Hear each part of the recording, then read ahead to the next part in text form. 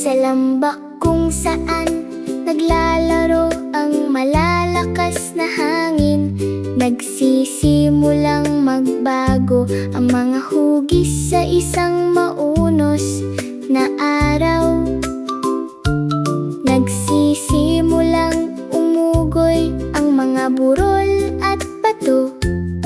Si Rolly at ang mga kaibigan ay nagmamadaling umalis.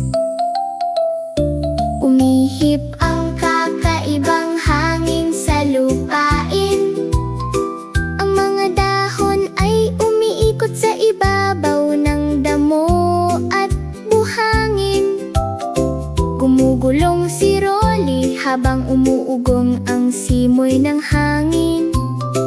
Muling tumatakbo ang square cheetah sa unahan.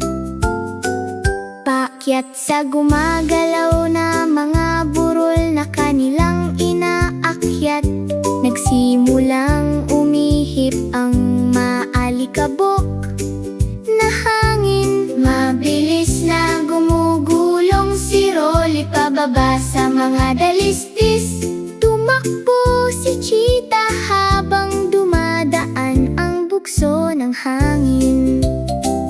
Sa bawat hangin at nagbabagong lupa, ang pagkakaibigan ang kanilang natagpo ang lakas.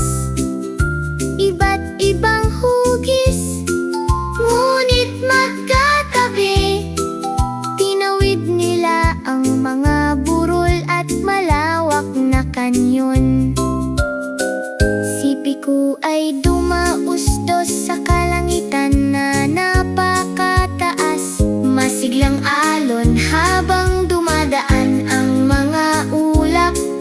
At nang magsimulang tumugtog ang hangin, ang kanilang mga hugis ay gagabay sa susunod na araw.